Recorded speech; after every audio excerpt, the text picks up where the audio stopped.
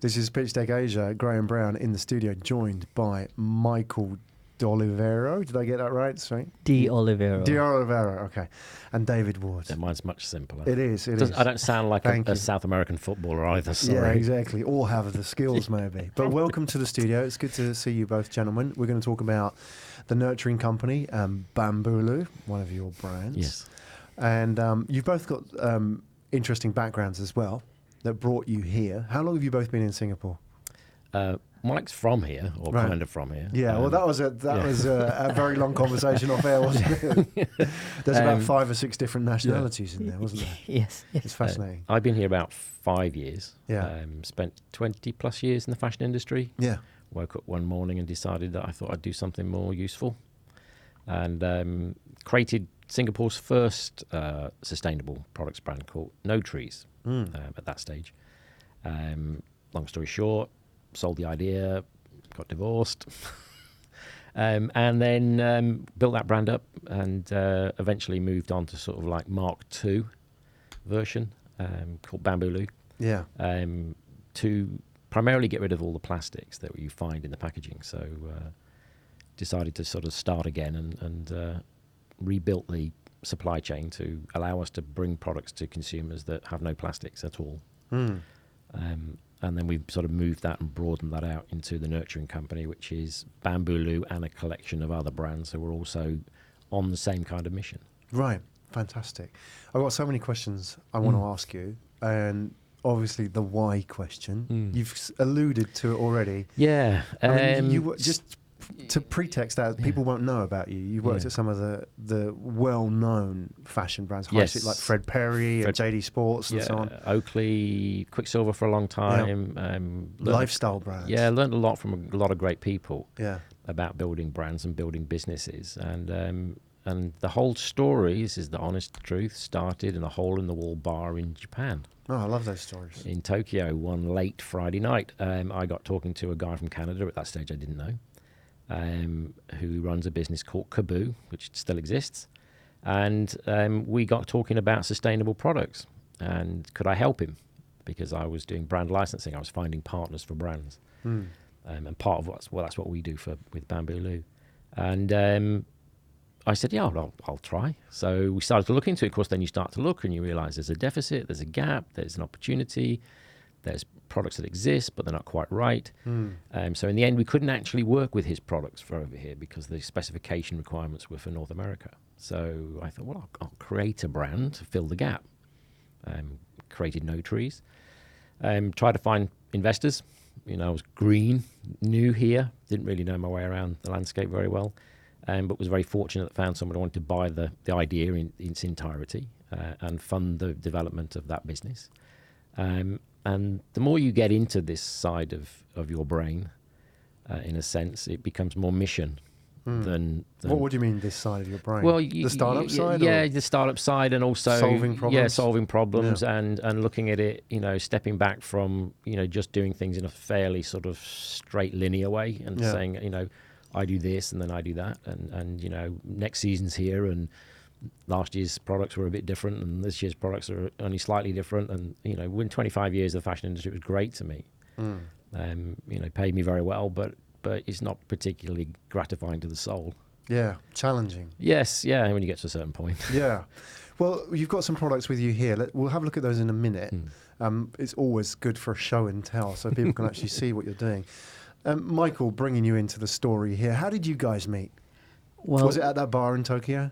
No, not really. It was actually about 10 months ago that we met at Antler, the incubator. And so you were both graduates of Antler? Correct, yes. We were the first cohort, met I think on the first day, and we, it was a large cohort, and we never had a chance to really sit down, do a hackathon, or think of ideas together. We went our own ways, but it was kind of after going our own ways, back in December, we kind of sat down and had coffee. And then we said, hey, so you're doing this, and, I'm looking to actually, try something else.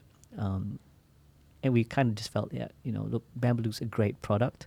I liked it, and I was available at that time to just do something different from the earlier startup I had opted out of.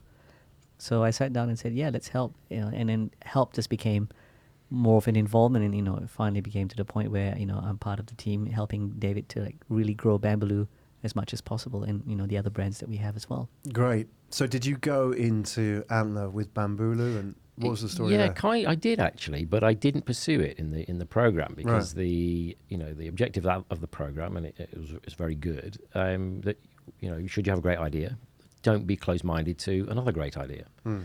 So we sat down and we had a hackathon, and with a group of other people came up with a bigger problem actually, which we're partly involved with through the nurturing company now, which is water and access to water and plastic bottled water particularly. And we came up with a plan to create a network of water refill stations here in Singapore, because actually access outside of office or building or home here in Singapore, like a lot of places, is quite poor.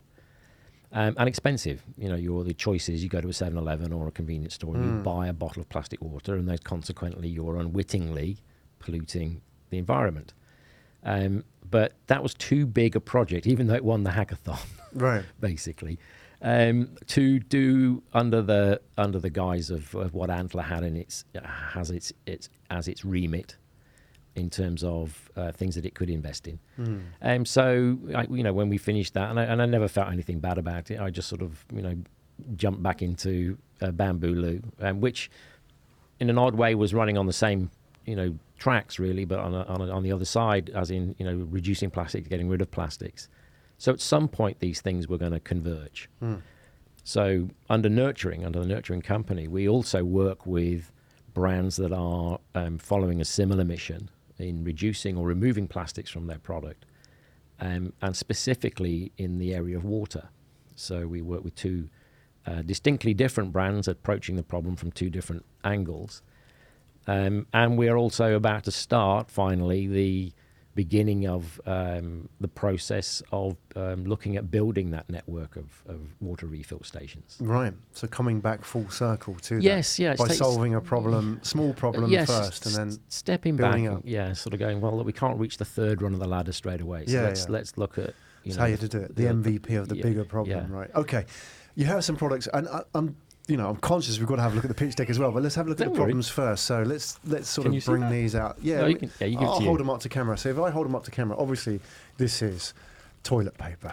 Yes. What do they call it? What's the official word for this? It's toilet paper. TP. Right. TP, for those in the know. Toilet tissues, yeah, sorry. Toilet tissues. It sounds gentler. Yes. Toilet paper. Okay, all right. So what is the deal Why is it here? different? Yeah. It's made from bamboo, not from wood pulp. Right. 27,000 trees a day get cut down just to make toilet paper. Right. Why is it better to make it out of bamboo? Because bamboo's a tree, right? No, bamboo's a grass. Okay. Big difference. Put me in my place. Well done. Yeah, no, exactly. It's to do with the carbon. Carbon in a tree is held in the trunk. Right. Tree grows, cut the tree, tree's dead. Roots are dead. Bamboo's a grass, carbon's held in the root. Grows, cut it, grows, cut it, grows, cut it, grows, cut it, on and on and on and on. In fact, it's the fastest growing thing of anything in the world. It'll grow up to 1 meter a day. Yeah. Some species. Importantly, it's also hypoallergenic, naturally, which means that it's actually much better for your skin. Right. To actually be put on your skin. And from a manufacturing to delivery to the consumer, it only uses about 25% of the carbon grams in manufacturing to delivery. Why? So, why is it just easier to work with? Because it sequences so much more oxygen during its during its growth, that it remains carbon positive all the way through the process. So it retains this hypoallergenic benefit, which is great for us as a consumer using the product. It's stronger, it absorbs more moisture, it breaks down in water in a different way. It's sustainable and regenerative.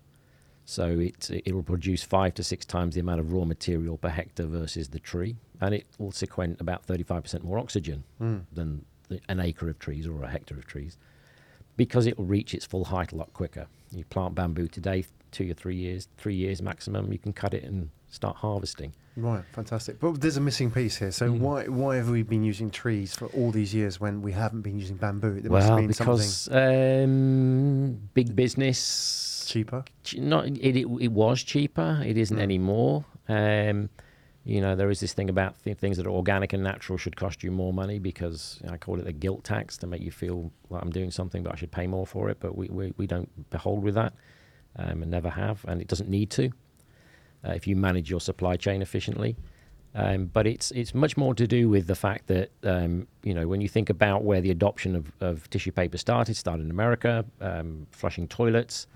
As the world has grown and the adoption of flushing sanitation has been taken on board, you've seen a big spike in the amount of wood pulp products being used around the world. But conversely, that's had more negative impact upon the environment because companies have had to go further and deeper into forests.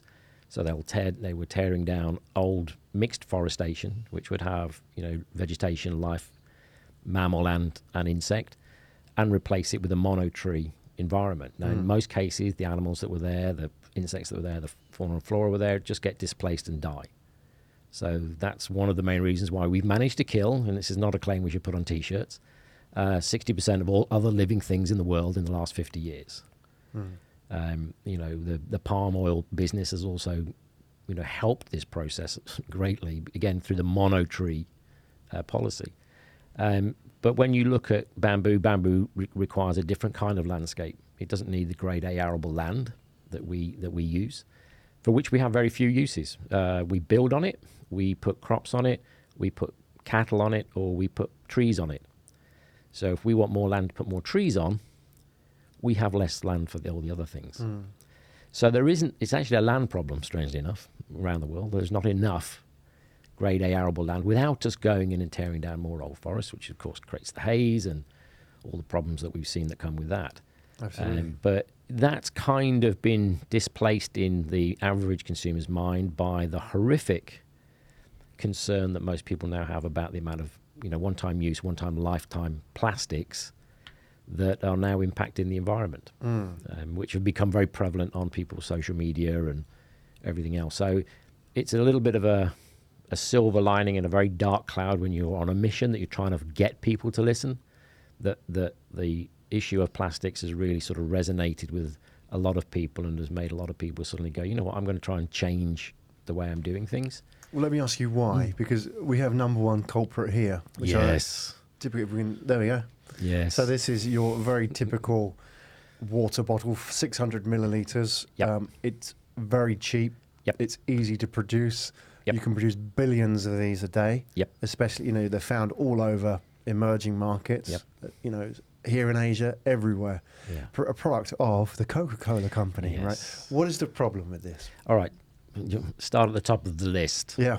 First of all, they're pulling the water straight out of the ground from underneath communities. And this particular company has had aquifers closed down in India for that reason, that they were basically creating a drought scenario.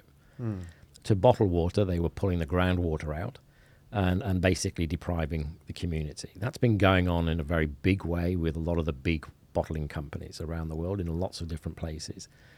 The other part that's come out of it in more recent times is that WHO went out and tested a lot of plant water coming out, brand new bottled water coming out of plants.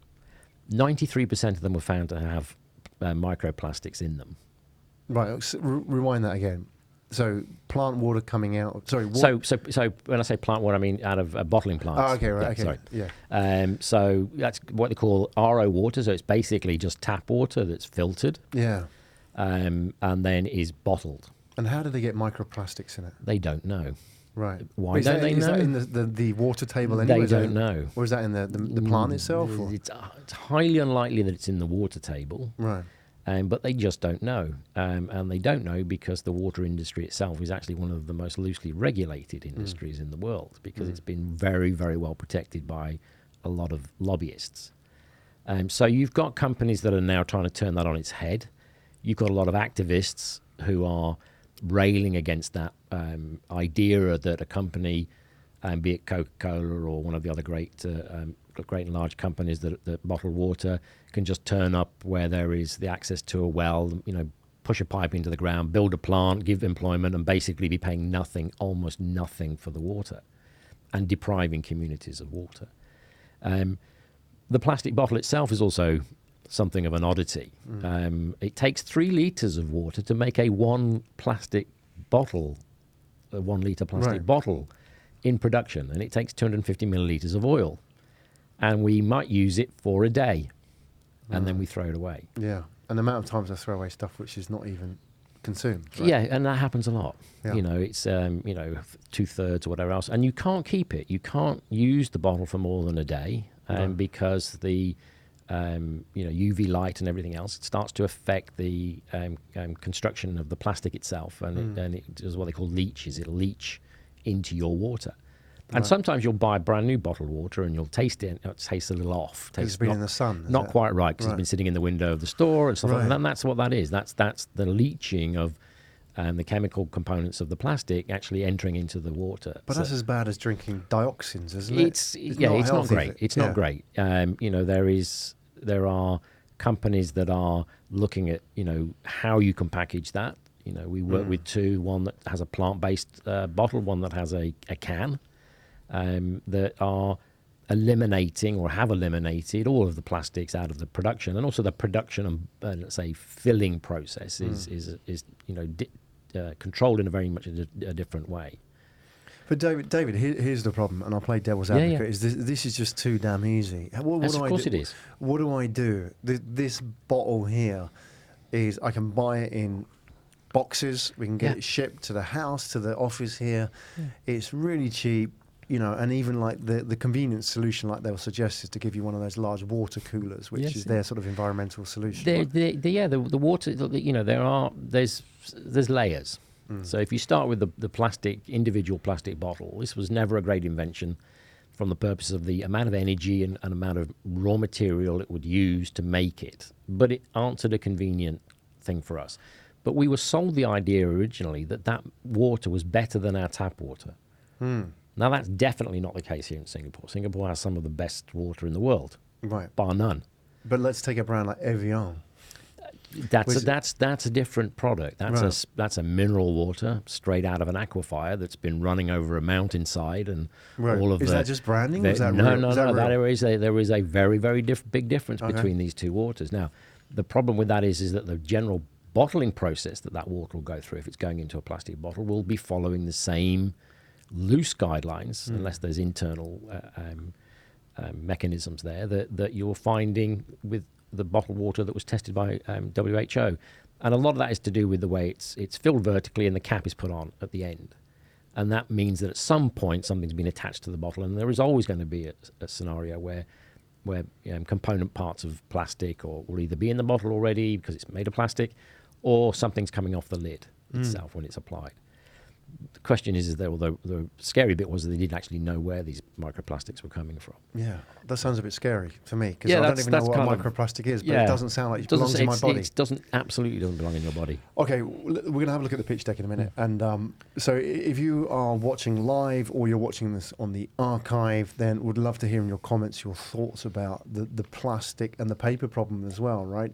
These problems, what do you do about it? We'd love to hear your comments on the video.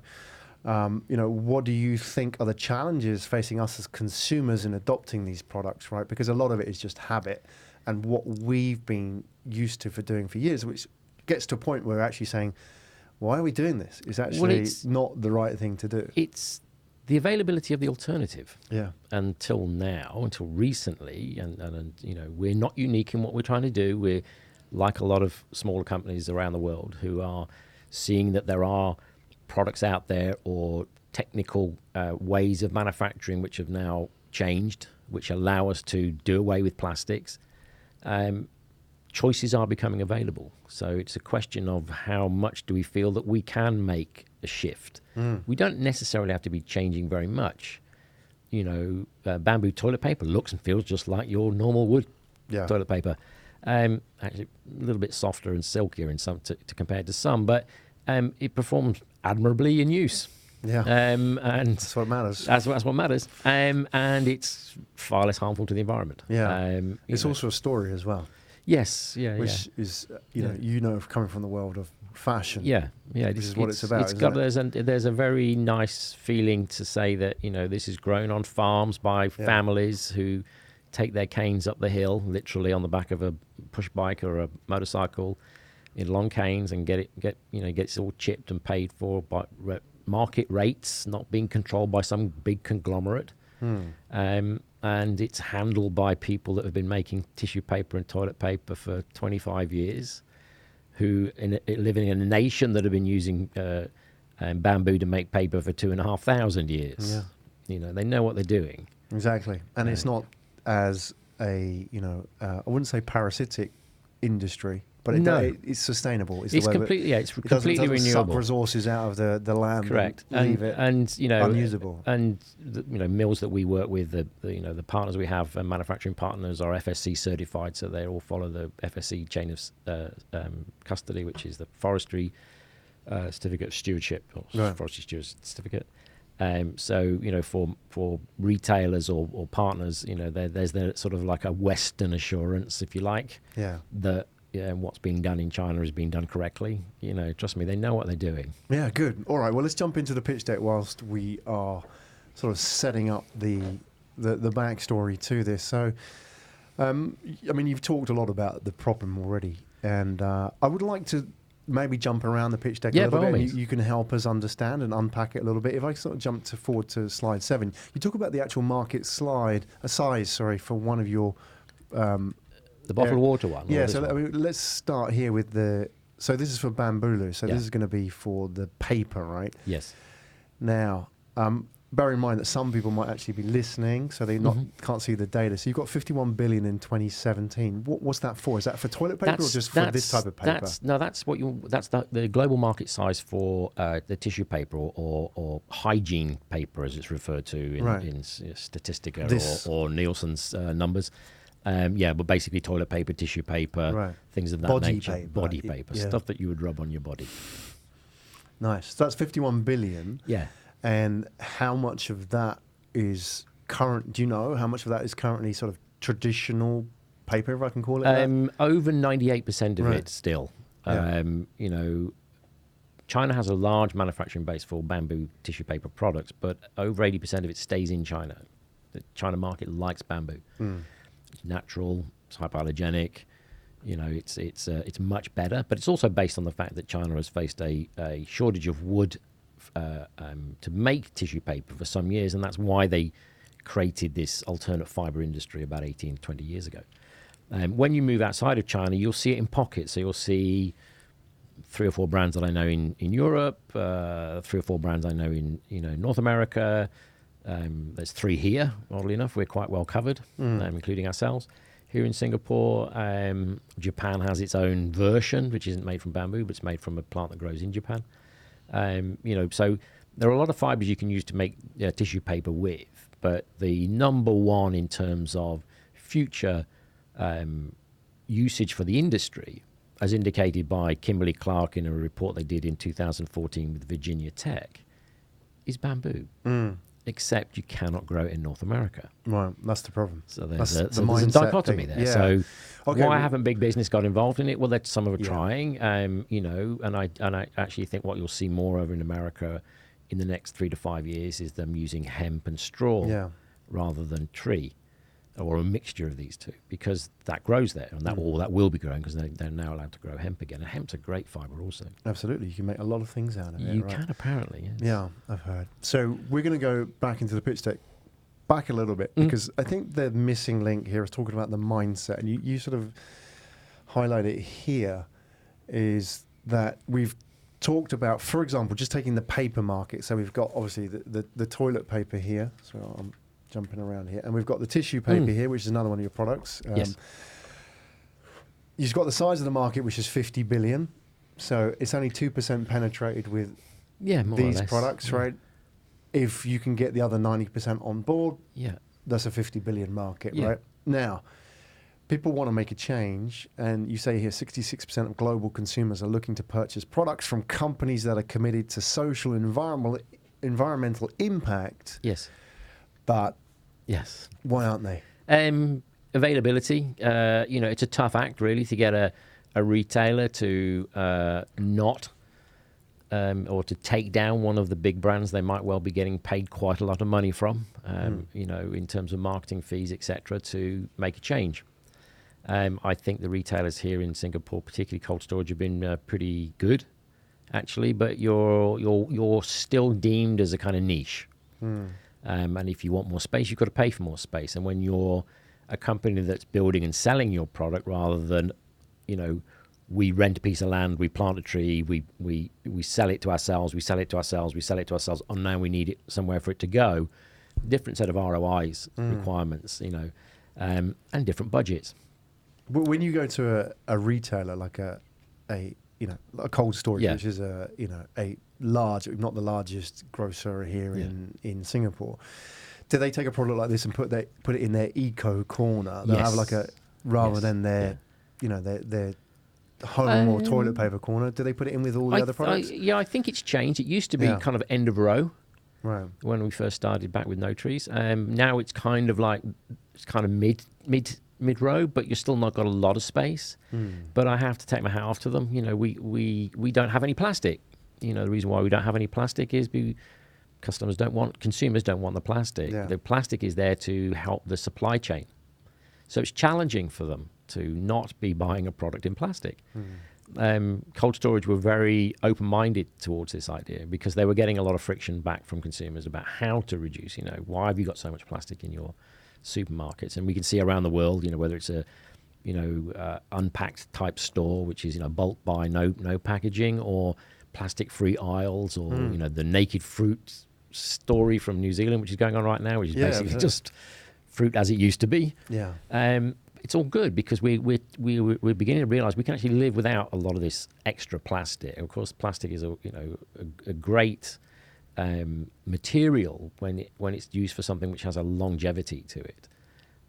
It's only we've just overused it, and it became an ubiquitously consumed thing. But a lot of the time it was stuff that it wasn't connected to the product. It was, we were buying something that came in plastic, was given to us in something that was plastic. And as a consequence, that went in the bin within about 10, 15 minutes of being at home.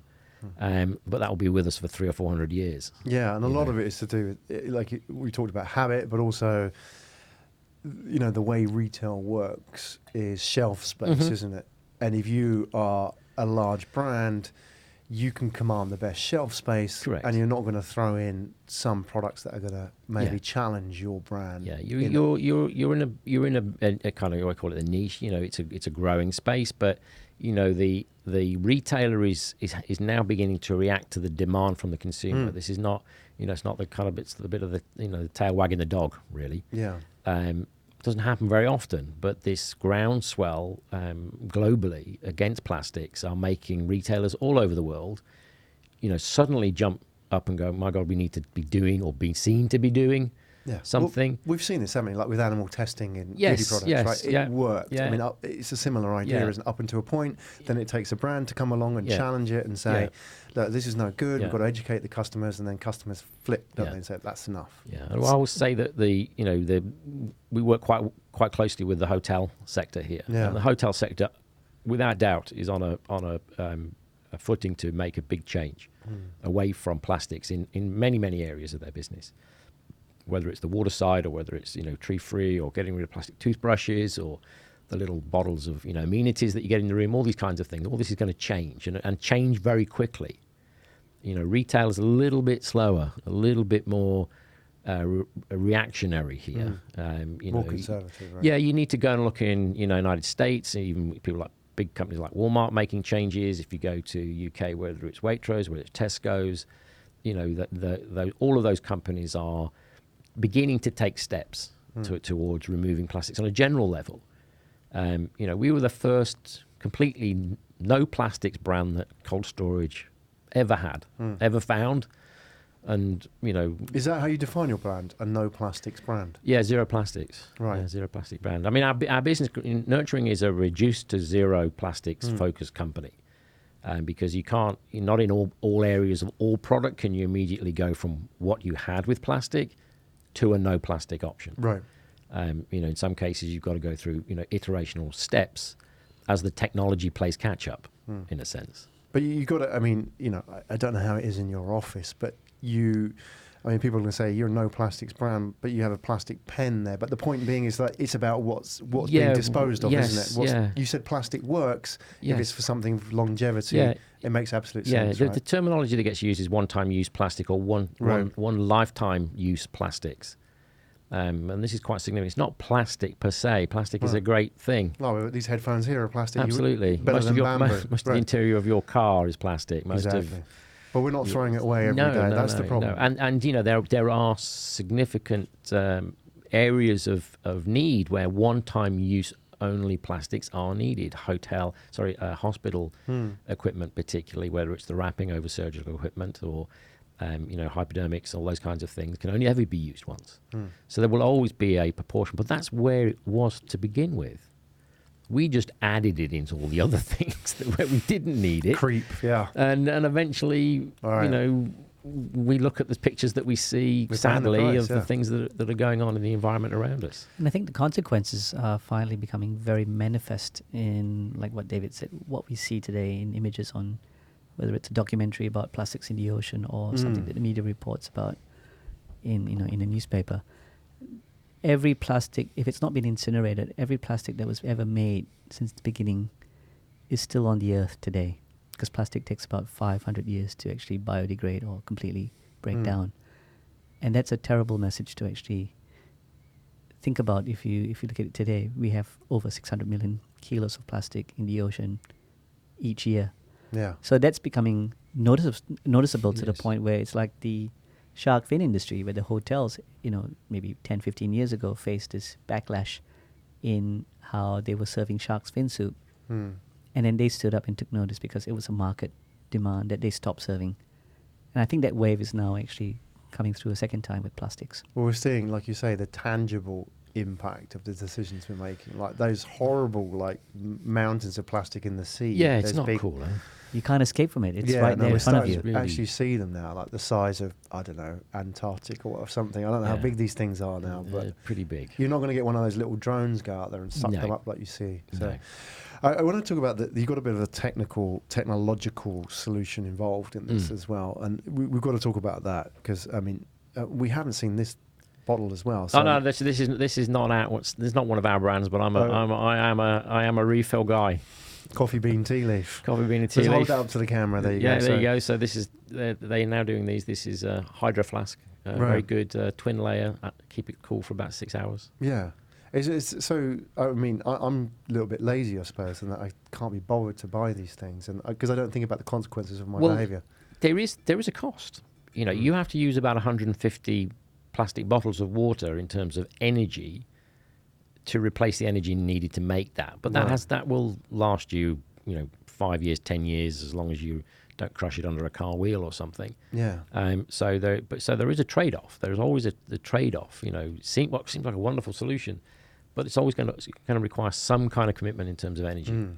The balance is to try and find the one where you can, you've got a reasonable lifetime of use out of something, but without it having to have a marked impact upon the earth. Can't they make it out of bamboo wood?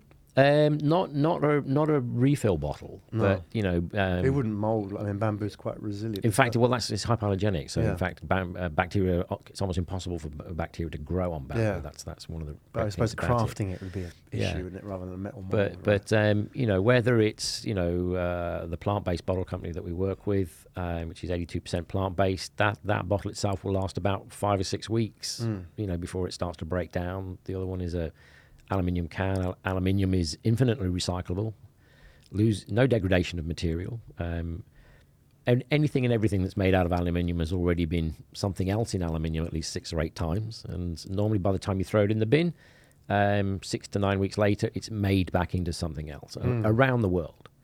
And it has the highest value to the recycling industry or the waste industry as well. So it's actually cost positive in terms of its recyclability.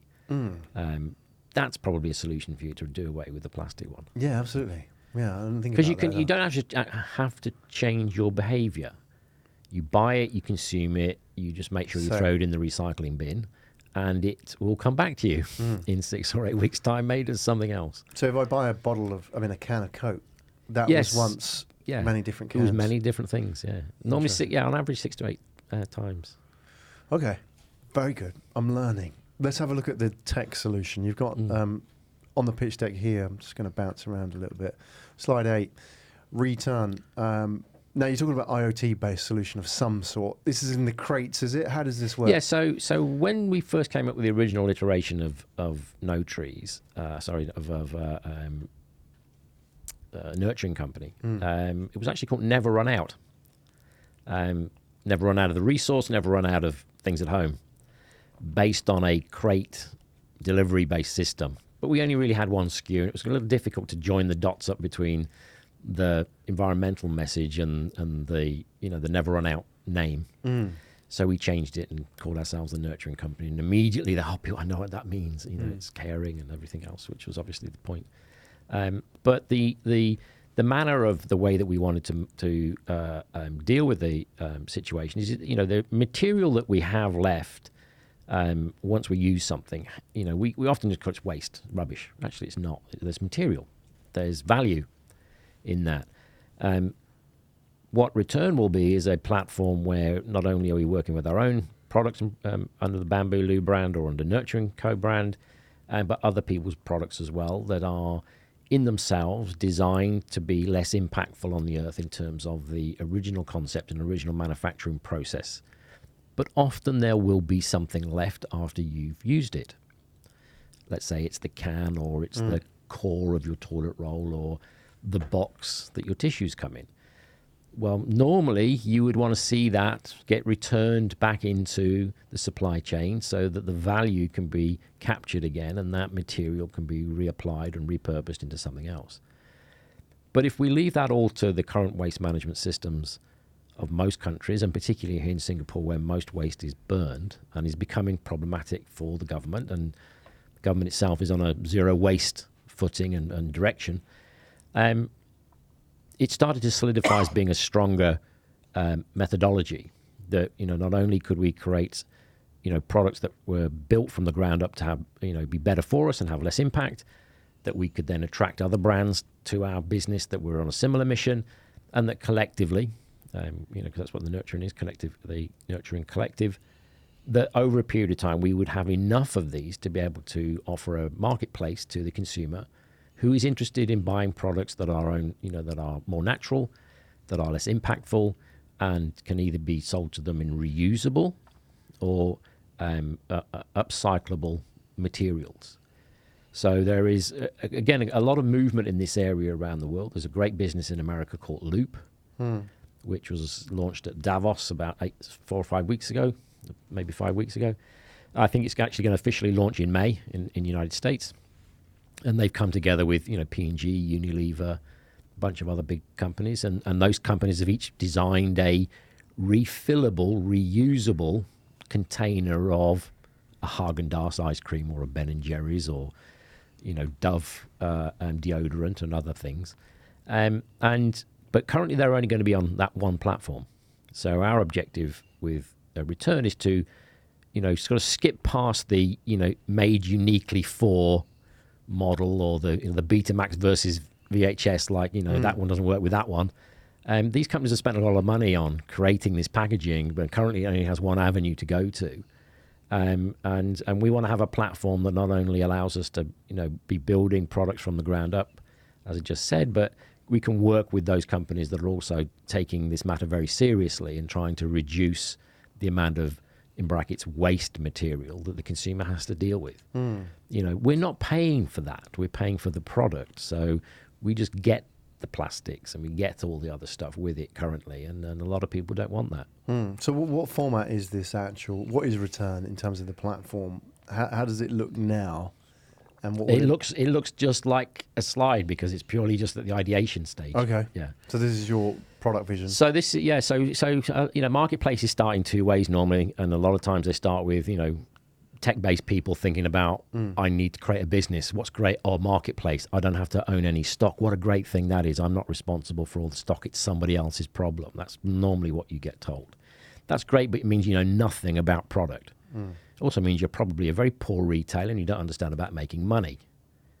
the way you make money as a retailer is to have your own product and your own brand, because you're able to control the margin from manufacturing through to consumer. It means you can work closely with your consumer and understand his needs. You also understand the processes of every other company that you're going to be working with, because you're setting a standard and a benchmark about how you expect them to work. It's kind of creating an audit trail, really, of accountability in terms of the environmental goodness of the product they're bringing to the marketplace. The last component is actually someone else's product with someone else's brand, which are operating in a similar marketplace model like a Redmart. We sell on Redmart. It's great for us. It's a really great partner for us. But it's quite margin heavy on their side. Leaves us very margin light on our side. Yeah. How they make their money. Yes, how they make their money, or try to. But they're also running a big business and a lot of costs. So it doesn't always end up that they're making as much money. They might have a good margin, but a lot of costs involved also. So we've approached it from the other way. We started from the product side. We build a brand. We get that brand to be known. We license that brand into other sectors and other markets around the world to help stimulate getting plastics-free products into consumers' hands. But here in Singapore, where we have this unique situation, it's quite a small conurbation, it's a reasonable sized population, but we have some unique problems with how we have to deal with waste. So a lot of material is just getting disposed of and not being reclaimed and reutilized. And we think there's a better way of doing that. Okay. Well, this is at the idea stage. Let's have a look at the whole Yes. roadmap of where we are at the moment, because you've got a slide in the pitch deck towards the end. If we can go to slide 10, which is about where you are with your product roadmap. I'll let Mike talk about this one. Let me ask you, just before we kick off, when did you start the business? July last year. Okay, so bearing in mind this is April 2019, you're less than a year old, so you're like 10 months, right? Yeah, we delivered our first official product 20th of November last year to Unpack. That was our first. It was very significant that we wanted our first product to go to a plastics-free, packaging-free store. Great. Okay, roadmap, Michael. What do we need to know? Well, I guess you can see that there's two parts to it. One is, as we mentioned, the products. So we've got products that serve the mission that we're on. And we're going to have more of these products. Now, at the same time, there will be the website, because today you can go to our website and you can actually order Bamboo. You can actually order a product. And what we think we can do is, as we have more products, the website becomes a more important tool for the customer to control what they want and how they want it. For example, today you can actually order one Bamboo, and if you want, you can actually order a subscription.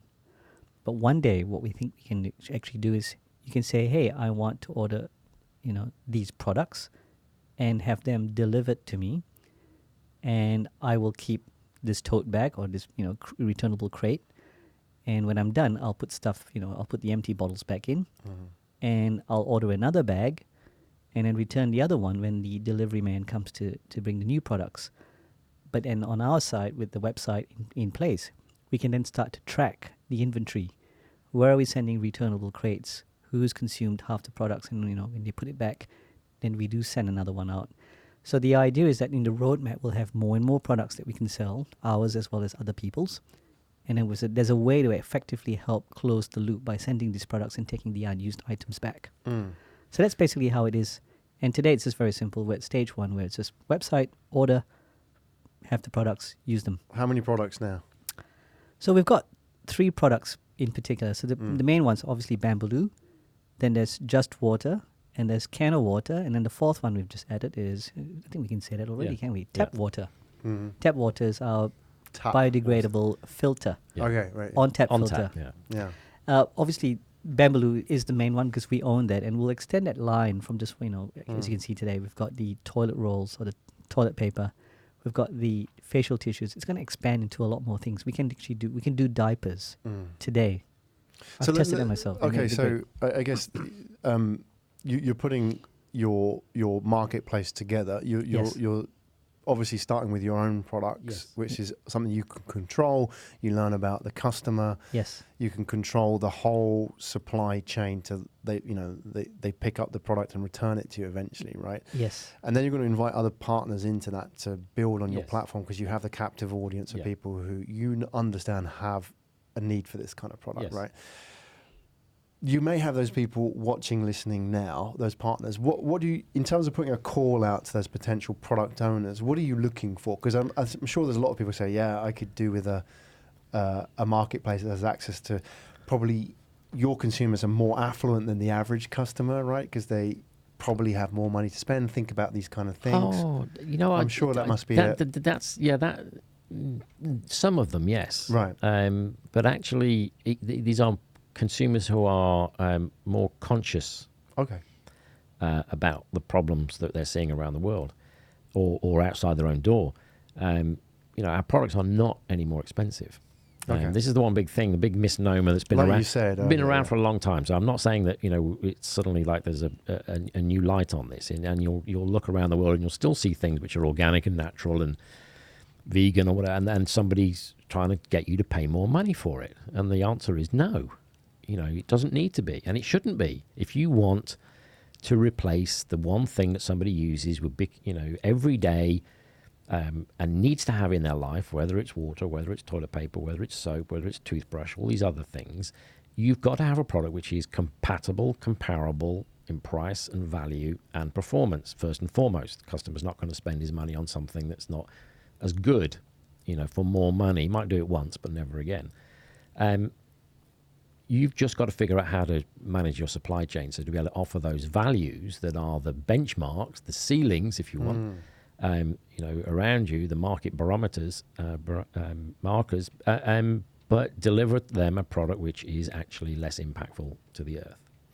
But if I'm a supplier or I own a product, and even though, I could argue that this doesn't have to be more expensive, but it's more expensive by virtue of the fact that I can't manufacture 10 million of these products a week, right? And therefore I don't get the economies of scale, and therefore it has to be more expensive, and I'm not going through Red Mart, and I have to go through a niche. Therefore, it's going to pay that premium, right? So therefore, if I'm going to come to you and put it on your platform, I have to charge more because my overheads are naturally higher because I'm a smaller operation. Yeah, well, you won't sell very many. Simple as that. Right. Again, why is that? Because at a time, it would have been that more affluent consumer who had a little bit more money and would say, it's okay, I can, in brackets, afford it. But the pyramid is a lot wider now, and a lot more people. That 66% of people is a Nielsen's number from around the world. It's not a Singapore catchment of 200 people or something. That's the mass of people. The younger consumers are much more concerned about who they're spending their money with, and the methodology and transparency of that company, than my generation were. We would believe the adverts we saw on TV or read the newspaper. That's how it was. That isn't the case anymore. So they've checked you out. They know you inside out already. Yeah. Before they're going to part with their money, but they part with their money because what you're doing resonates with them. But you've still got to deliver value, otherwise they can't stay with you for very long. So you've got to be comparable. You've got to be in the market sphere. You don't have to be the least expensive. You can be a little bit more expensive, but you have to be in touch with, the market position. It can't be an issue, right? Yeah, it can't be an issue. Otherwise, it becomes a very short cycle of purchase, and then they kind of, I'd really love to, but I can't. Yeah. Because these are what I call terminal purchases. Why you're going to have to be replaced again next week, and the week after, and the week after that, and the week after that, and it goes on and on and on. And I mean this honestly, every day I get up, I think of it, is there a better way that we can actually go to the toilet and not use toilet paper? It sounds kind of crazy, but I put myself through that drill every morning because it would be great if I could think up an idea that would mean that we wouldn't have to do this, because there'd be a better way that was less impactful on the earth and answer all our needs. But we're making progress. We're making progress. That's it. Okay. Step by step by step. I want to ask you, chaps, are you raising funds at the moment? We are indeed. Well, we're trying hard. Okay, so what's the story? Where are you at the moment, and how much are you raising publicly?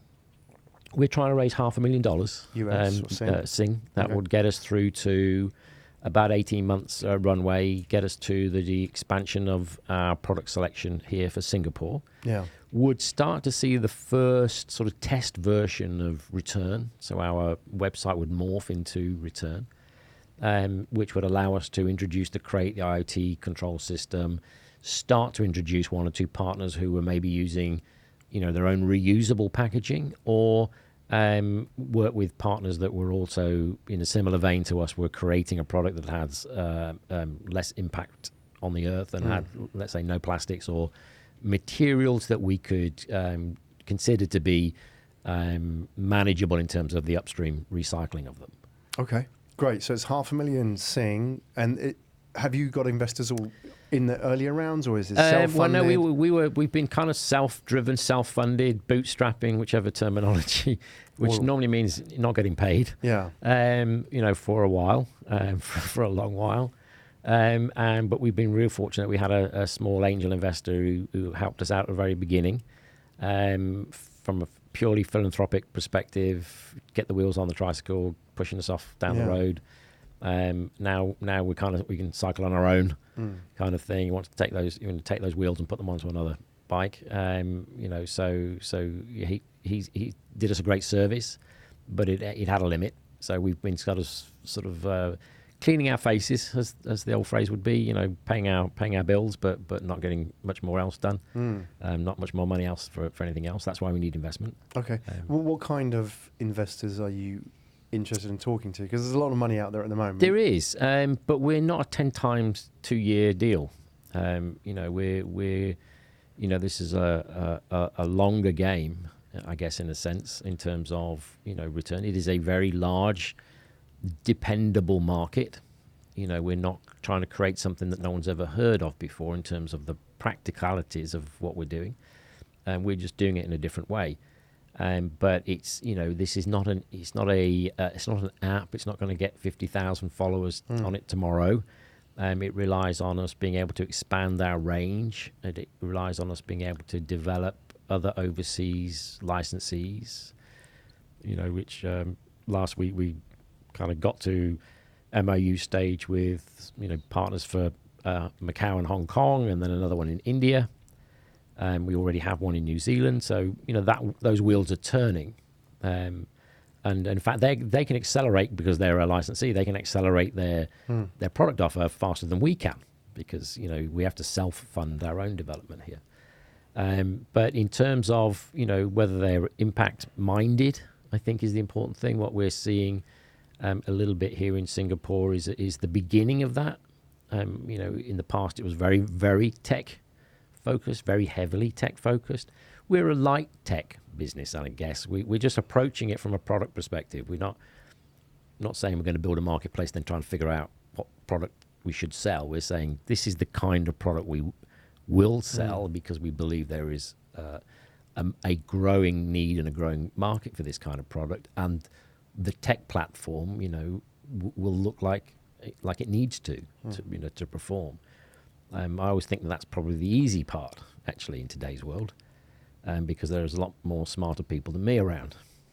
But in terms of trying to identify your product, that's, if you get it wrong, it just costs you money. If you're not making good margins.